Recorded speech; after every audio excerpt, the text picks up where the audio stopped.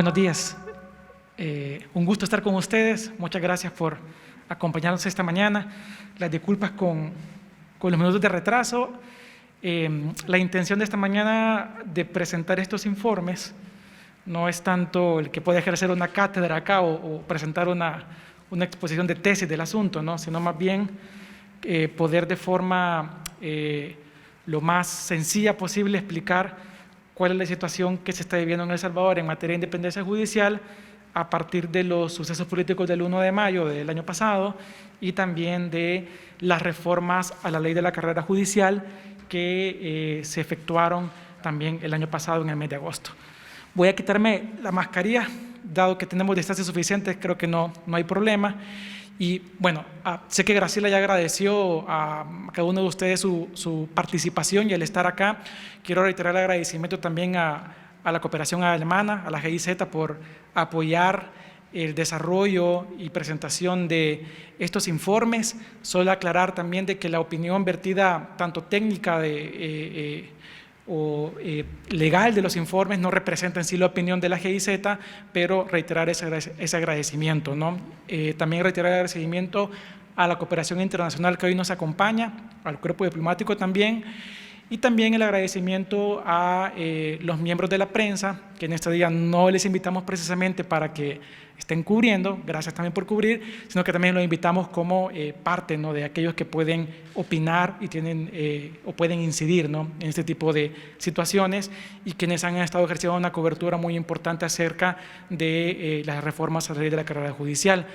También entre nosotros hay estudiantes, representantes de la Facultad de Derecho, también de la UCA, gracias por estar acá presentes, y también hay ciudadanos que al final también de este espacio nos van a comentar cómo precisamente está impactando esto en su vida cotidiana, el tema de lo que sucedió el 1 de mayo y las reformas a la ley de la carrera judicial, más allá de lo que yo pueda explicar técnicamente desde el escritorio, ¿no? Es también el espacio importante para poder escuchar aquellas vivencias que se están dando allá en la ciudadanía directamente sobre los retrocesos que empezamos a identificar ya en materia judicial. Así que bienvenidos todos y todas, gracias por estar acá presentes. Voy a tomar el micrófono.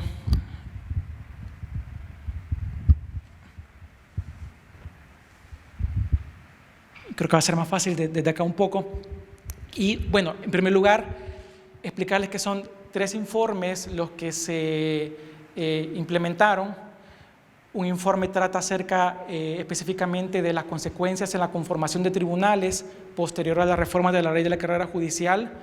Otro informe trata sobre la situación de la independencia judicial, es decir, los efectos que tuvieron las reformas de la ley SJ en la independencia judicial como tal, y otro informe trata sobre aquellos aspectos relacionados con la elección de operadores de justicia que se llevó a cabo el 26 de septiembre del año pasado.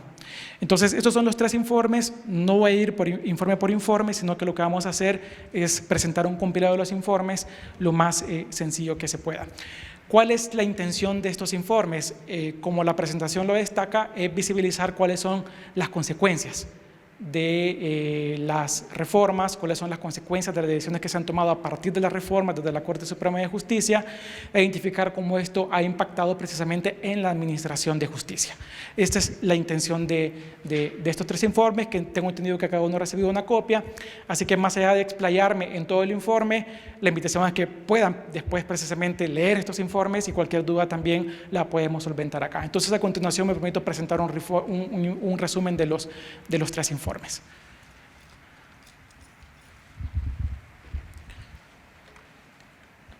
Algunos antecedentes respecto a los informes.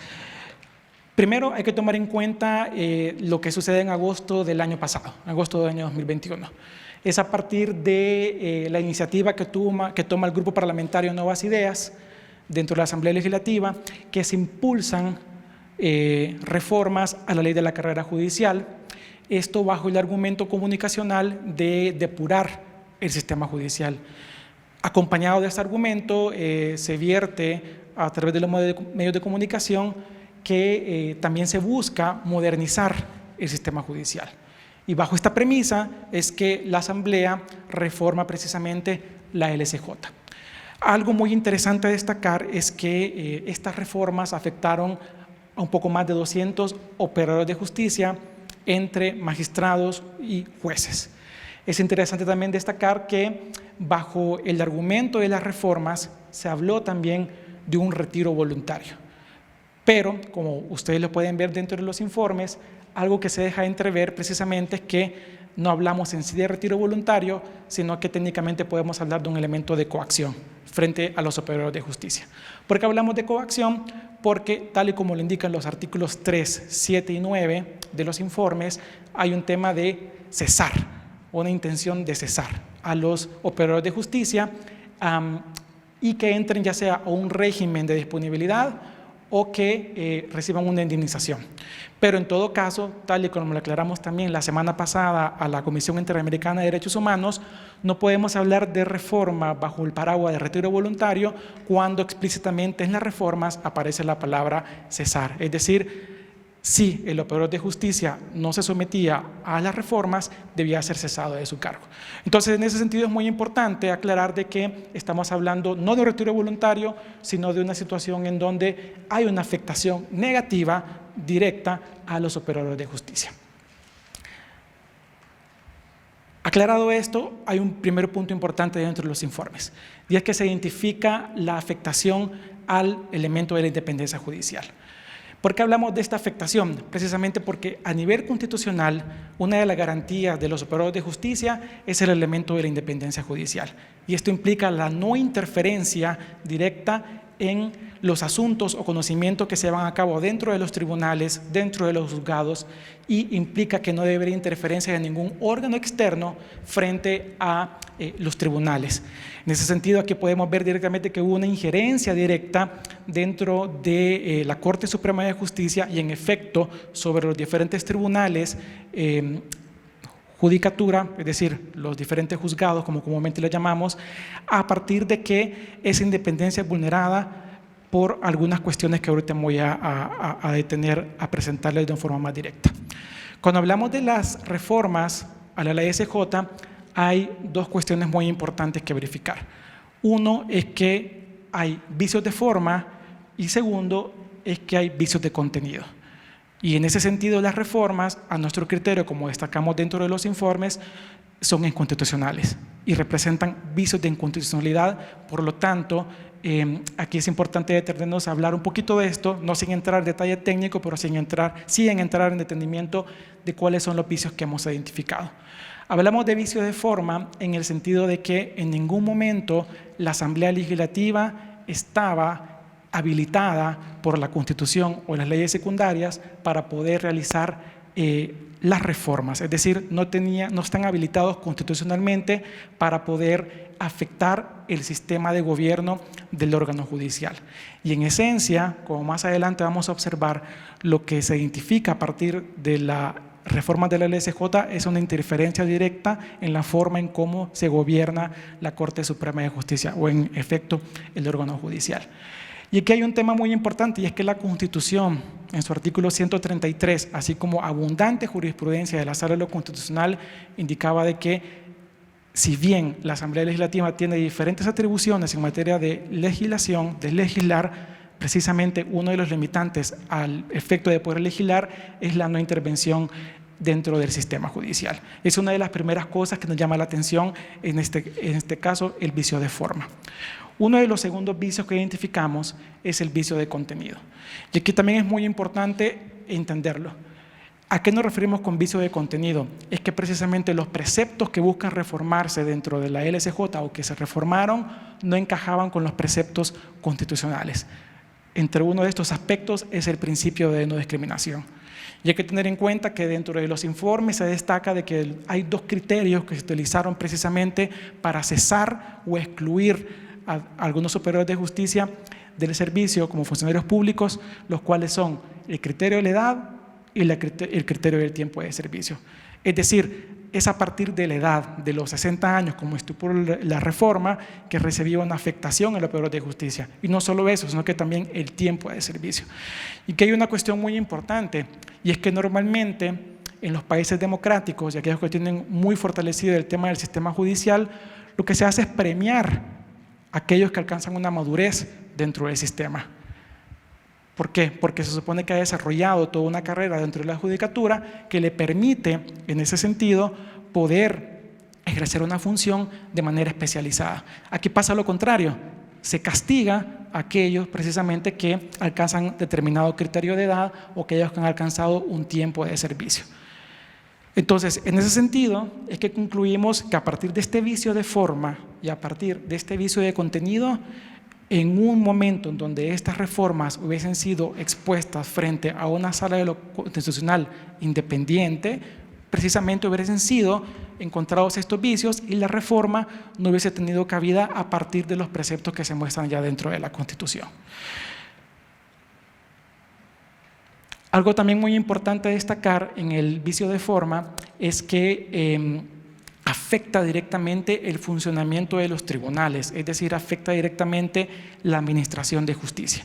Hay algunos casos que más adelante vamos a mencionar con mayor profundidad, que ustedes precisamente vieron a través de los medios de comunicación. Casos, por ejemplo, como del juez del Mozote, un caso muy emblemático, resultó afectado a la administración de justicia porque fue cesado de su cargo, por dar un ejemplo.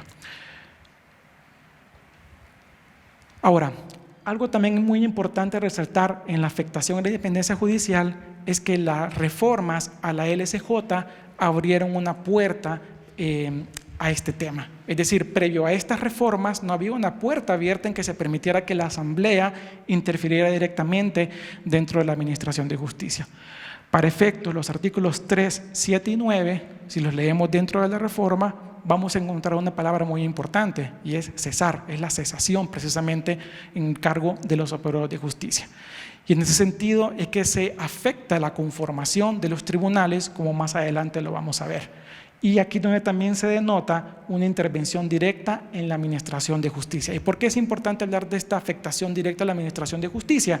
Porque cuando se afecta directamente a la administración de justicia, se afecta lo que son la tutela de derechos fundamentales. ¿En razón de qué? De que son los juzgadores, los operadores de justicia, los que según la Constitución buscan poder resolver aquellos conflictos que atañen al tema de derechos fundamentales, es decir, al tema de derechos humanos o garantías expresadas dentro de la Constitución. Y por eso es importante, más allá de hablarlo técnicamente, el tema de independencia judicial, cómo este resulta en la afectación directa de problemas cotidianos de la ciudadanía o de problemas que se ven a diario dentro del ciudadano, como se dice en el salvadoreño, ciudadano a pie, ¿no? Y más adelante vamos también a destacar esta parte donde hay una afectación precisamente a esta situación.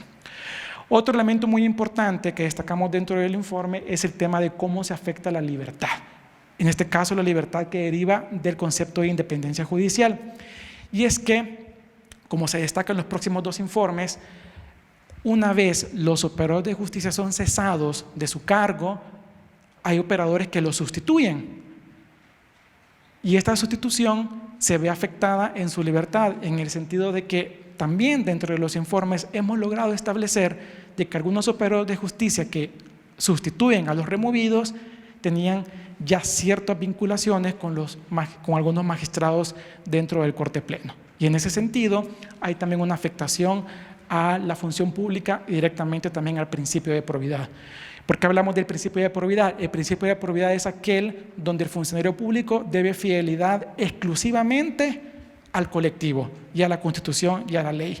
Pero como vamos a también ver en los próximos dos informes, esa libertad con la que debe operar un juez, una jueza, un magistrado de cámara, se ve violentada en el sentido de que asume un cargo a partir de una disposición que no parte de méritos o técnica donde se elige en Corte Plena, sino que parte de otros vicios que también vamos a estar destacando. Así que también parte de la afectación es la libertad con que pueden actuar los operadores de justicia. El segundo informe, primero hablamos de independencia judicial, cómo afectaron las reformas a la independencia judicial. El segundo informe trata de algunas anomalías que identificamos precisamente en la elección de operadores de justicia. Debe tomarse en cuenta que el domingo, óigase bien, fue un domingo, esto es bastante importante, fue un día no hábil, fue un fin de semana, el domingo 26 de septiembre se juramentan a 134 nuevos operadores judiciales. Estos 134 operadores judiciales vienen a sustituir a otros operadores que estaban previamente, y de acuerdo con palabras oficiales que se dan desde la presidencia de la Corte Suprema de Justicia, estos 134 nuevos operadores de justicia se nombran a partir de que son ya empleados previos del órgano judicial y que sus perfiles fueron analizados, es decir, se analizó en teoría la meritocracia de los perfiles que estaban asumiendo como nuevos operadores. Y cito textualmente, en palabras de la presidencia de la Corte Suprema de Justicia, que los perfiles fueron analizados a fin de que el pueblo salvadoreño tenga una correcta y pronta administración de justicia. Desde el LAC nos tomamos la tarea precisamente de verificar si en efecto estos perfiles habían sido seleccionados a partir de los criterios que comunicacionalmente se habían vertido desde la presidencia de la Corte Suprema de Justicia. Antes de entrar en esa parte de la evidencia que encontramos sobre la selección de operadores de justicia, hay que entender cómo opera precisamente que un operador de justicia llegue a ejercer como juez o como magistrado. Ya el artículo 187 de la Constitución delimita cuál es el procedimiento que debe seguir para que alguien ostente un cargo a nivel de la judicatura. Y lo que manda la Constitución es que para que un operador de justicia tenga acceso a ser magistrado, juez o jueza, debe de ser propuesto por el Consejo Nacional de la Judicatura, por el CNJ, que debe proponer candidatos para que la Corte Plena decida así la elección de los mismos. Y en ese sentido, desde el juez de paz, es decir, desde el juez que se encuentra en cada uno de los municipios, el juez de menor rango, hasta como el juez de máximo rango, en este caso los magistrados de la Cámara, deben pasar por un listado del CNJ y ser propuestos por el CNJ para poder ostentar entonces un cargo de la judicatura. Entonces la pregunta es, ¿se efectuó este procedimiento? En primer lugar, encontramos, después de utilizar el derecho de acceso a la información pública a través de la LAIP, de que no hay evidencia de que se hayan cumplido estos preceptos o este precepto constitucional. Es decir, cuando a la Corte Suprema de Justicia se le consulta si recibió listados del CNJ, de la Corte Suprema de Justicia, en varias ocasiones se recibió la respuesta de que debía dilatar más el proceso para entregar la información, para que finalmente, agotado el plazo legal, nos indicara por un lado de que la información o era inexistente o que la información iba a ser entregada posteriormente. A la fecha, esta información no ha sido entregada. Y esto es bastante curioso, y ya voy a retomar por qué es curiosa esta parte. Al CNJ también se le hizo la misma consulta a través de la LAIP. Y la respuesta del CNJ fue que no había tampoco información pública sobre las listas o sobre expedientes que se hayan trasladado a la Corte Suprema de Justicia. En ese sentido, lo importante es que ni en el CNJ ni en la Corte Suprema de Justicia hay evidencia de expedientes.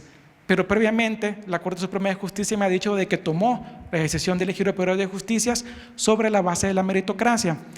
Y hay que entender algo aquí muy importante: la elección o traslado de un operador de justicia es una decisión que se da a través de un acto administrativo. Y si es un acto administrativo, debe estar fundamentado, debe existir un expediente como tal. Desde la LAC no hemos podido encontrar evidencia de que dicho expediente exista. Entonces queda la incertidumbre de cómo finalmente se elige un operador de justicia si no existe expediente. Es decir, si no existe constancia de que ha habido un proceso de meritocracia en que se eligió a un juez o a un magistrado. Ahora alguien podría decir, pero bueno, si todos los funcionarios que asumieron el 26 de septiembre del año pasado ya estaban dentro del órgano judicial, entonces a lo mejor no deberían de haber pasado por la lista del CNJ.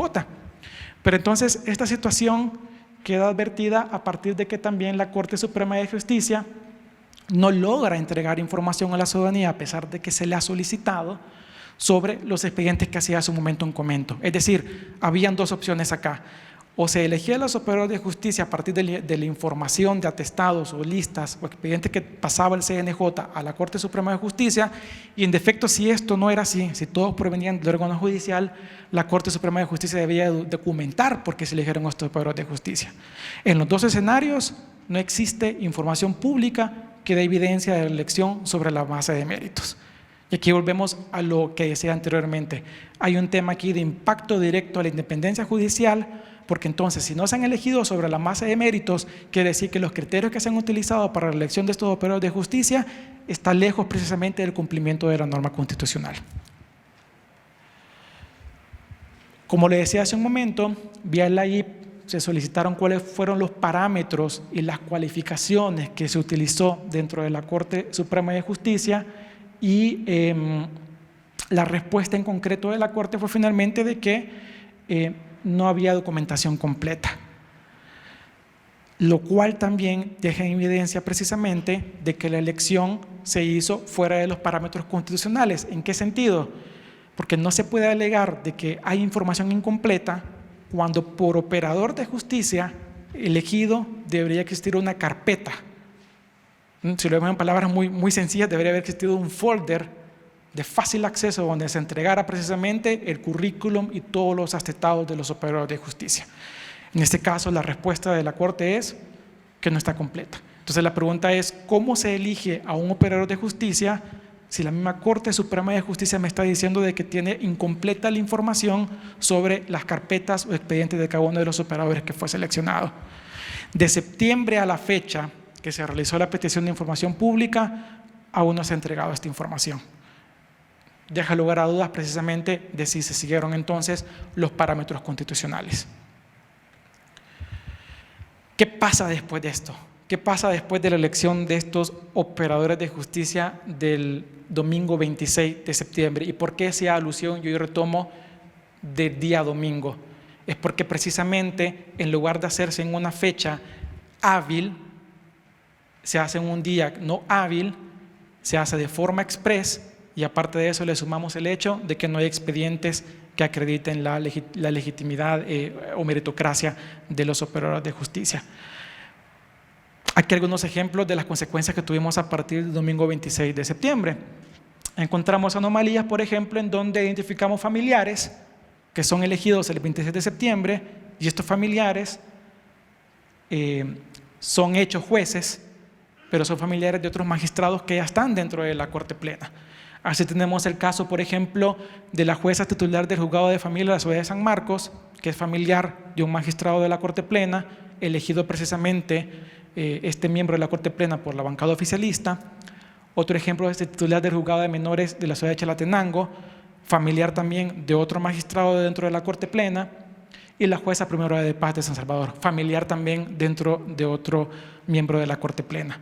En ese sentido, podemos ver directamente cómo esa desconfiguración que se lleva a cabo a partir de la elección de magistrados domingo 26 de septiembre sin méritos, lleva precisamente a la elección de magistrados de elección de operadores de justicia que resultan ser magistrados de quienes así los eligen.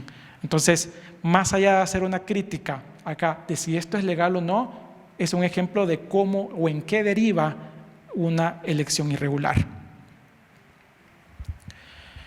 Pasando al último de los informes, ¿cómo entonces queda afectada la configuración de los tribunales de justicia? Es decir, ¿cómo se conforma subjetivamente los tribunales de justicia a partir de lo identificado en los diferentes informes y a partir de las reformas a la LSJ? En primer lugar, hay que identificar que se hicieron ya diferentes traslados de jueces y de magistrados después de las reformas. Estos traslados nacen entonces a partir de esa puerta que se abre y que previa a las reformas no existía, de trasladar de manera express y sin rendir información a algunos jueces u operadores de justicia. Lo que es curioso dentro de esto, y que detallamos en los informes también, y que fue también identificable gracias al gran trabajo de la prensa, es que pareciera que el común denominador de los traslados ha sido un tema de represalias. ¿En qué sentido? Es que cada uno de los jueces que se ha trasladado a la fecha ha estado vinculado a alguna decisión mediática o alguna opinión mediática. Algunos traslados son el del juez Antonio Durán, del magistrado Sánchez, del magistrado Lezama. Destacan también el traslado de juezas como la jueza sexta de sentencia, que posterior a no admitir una denuncia interpuesta contra la académica Janet Aguilar por parte de una diputada del partido oficialista, fue trasladada de su cargo. La jueza segundo de paz de San Salvador también fue trasladada de su cargo posterior a decretar medidas sustitutivas en favor de un exfuncionario de la administración anterior. Entonces, el común denominador de los primeros magistrados y de las juezas después es que tomaron alguna decisión que pareciera precisamente afectar a forma comunicacional a la bancada oficialista. Y aquí lo tenemos.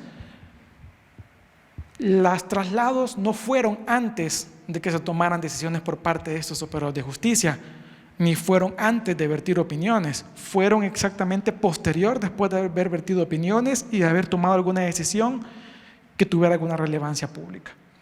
Y en ese sentido hay dos cuestiones que se violan en estos traslados. Uno es el derecho de defensa, y esto lo constatamos directamente con uno de los jueces que fue fuente para nosotros en la redacción de los informes, y esta fuente nos indicaba de que él en ningún momento tuvo el derecho de poder defenderse frente a la Corte Plena después de su traslado. Pero no solo no tuvo el derecho de defenderse, sino que tampoco tuvo el derecho de audiencia para poder evacuar su postura frente a los traslados. Además de afectar este tema, como lo vimos, la independencia judicial, la libertad de los operadores de justicia, hay que entender, como le decía hace un momento, de que este es un acto administrativo. Y este acto finalmente también va en detrimento de la estabilidad del cargo. Y una de las cuestiones que se ha manejado comunicacionalmente es que si son funcionarios públicos, entonces se les puede remover en cualquier momento, ¿no? Esa es la lógica que se ha tratado de instalar a partir de estos traslados. Sin embargo, ya hay amplia jurisprudencia que está detallada también en los informes, y también la misma Constitución indica de que los operadores de justicia, en este caso los jueces y magistrados, gozan de estabilidad. Y la estabilidad es en razón precisamente de que no pueden ser trasladados, suspendidos ni cesados, sino en casos de justa razón. Entonces, claro, la ley ya regula la forma en que deben o por qué deben ser trasladados, y la ley lo que regula es que los operadores de justicia deben ser trasladados cuando así sea demandado precisamente por una necesidad de la administración pública. Pero en este caso, cuando se pregunta a la Corte Suprema de Justicia sobre los expedientes que fundamenten el acto administrativo donde se decide trasladar, se nos indica también de que la información es inexistente. Es decir, que los traslados se hicieron sin haber documentado también la razón del por qué se dio el acto. Y en ese sentido, no hay entonces un sustento técnico, un sustento administrativo o jurídico que dé al aval del por qué la administración pública necesitaba trasladar a estos operadores de justicia. Como repito, ya hay un procedimiento de ley para hacer los traslados, pero debe hacerse conforme a este y no hacerse de forma arbitraria o de forma discrecional, mucho menos sin haber documentado precisamente por qué se estaban haciendo dichos traslados. Y es que el traslado no puede verse como una figura de sanción o una figura de castigo contra el operador de justicia, sino que debe verse en razón de cuestiones objetivas que estén relacionadas con el desempeño de las actividades propias del órgano judicial, y debe garantizar la no afectación de la relación entre el Estado y los juzgadores. Y en este caso, como le decía al principio de la exposición, hay una afectación directa a la independencia, hay una afectación directa a casos que se estaban llevando por parte de estos operadores de justicia, y en efecto también una afectación directa en la estabilidad de los operadores de justicia. En esa cuestión, entonces, por eso está titulado de esta forma, ¿hay legitimidad en el traslado de los operadores de justicia? A nuestro criterio no, porque no está documentado técnicamente por qué se llevó a cabo este traslado. Para ir cerrando, las decisiones que se han tomado desde el órgano judicial hemos pedido conocerlas. Se han hecho diversas solicitudes de información pública.